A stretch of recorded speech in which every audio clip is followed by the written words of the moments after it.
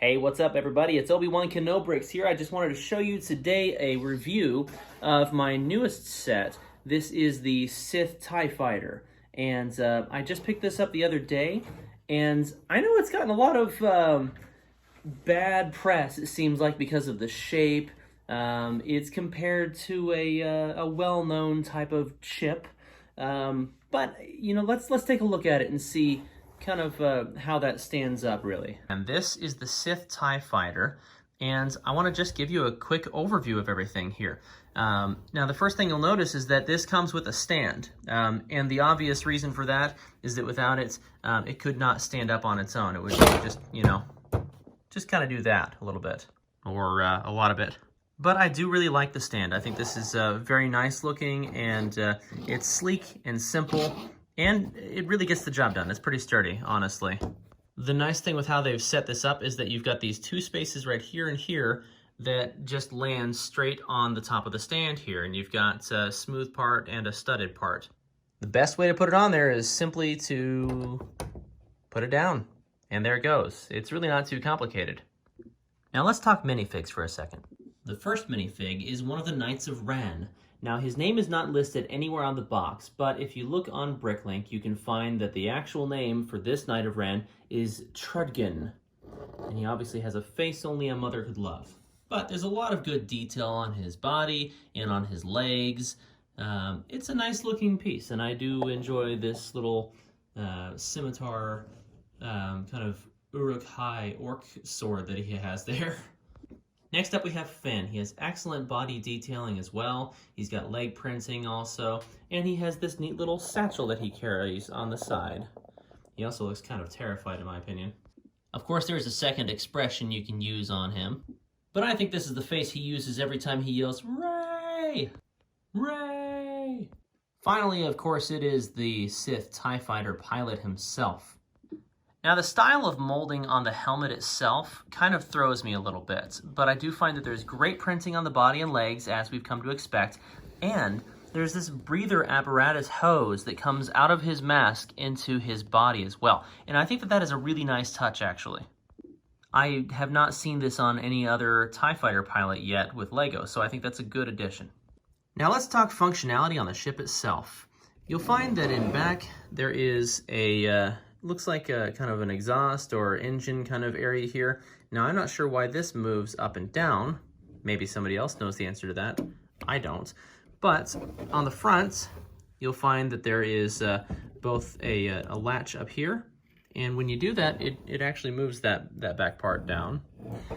And there's also the front part of the cockpit goes down as well, and that's where we sit our pilot in there. When you look in the cockpit, you can see that there are actually two different control panels in there, which is a neat detail. And when you're ready to close the cockpit up, just lift this, get past that little spot there. And what I've noticed is I want to go from here and push this up to close it. So that may be the actual function of this piece here. I'm not sure. At first, it does seem a little bit unwieldy to pick up. You're not sure where to go from. What I have found is that the best way to pick it up is to reach from behind and simply lift it up. And hopefully you don't take the stand along with you. But it does have good swishability to it. It's very weighty. There's a lot of substance to it. As you can see from here, the wings are actually quite thick. There's a lot of heft to it. So it's not going to fall apart on you. By comparison, I mean, I can wiggle this around, you know, to the end of the day. But the original TIE Fighter, if you did that, the entire wings would start wobbling back and forth. Allow me to demonstrate. That is wobbly as anything. Look at this. So yeah, I think LEGO has obviously come a long way in designs over the years. This model also features the projectile missiles that have become pretty standard in LEGO sets recently. One on either side, and they're green missiles, which can be fired simply by pressing on this vent.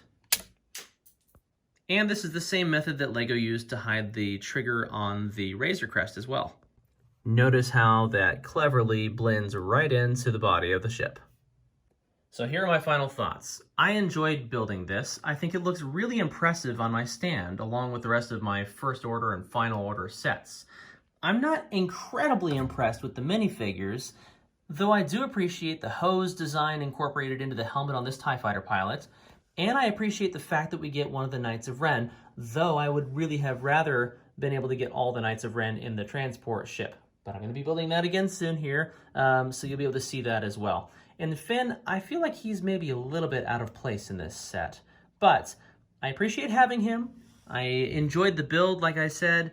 I wish that it was maybe a little bit lower price point. That is kind of my only qualm. I feel like this might have been better suited as a $15 less or a $20 less set than what it actually retails for right now. But did I enjoy making it? Yes. And do I love having this in my collection? Yeah, I really do.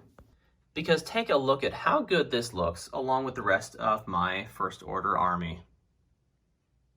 I've got 3 of the Knights of Ren so far, and there are 2 more in the shuttle, and then I'll just have 1 more to get out of Poe Dameron's starfighter. And then we've got Finn all alone and scared by himself amongst all these Sith troopers. Ray! I couldn't help myself there. But hey, thanks for watching. I appreciate you coming to check out my channel again today, and I'll see you again soon.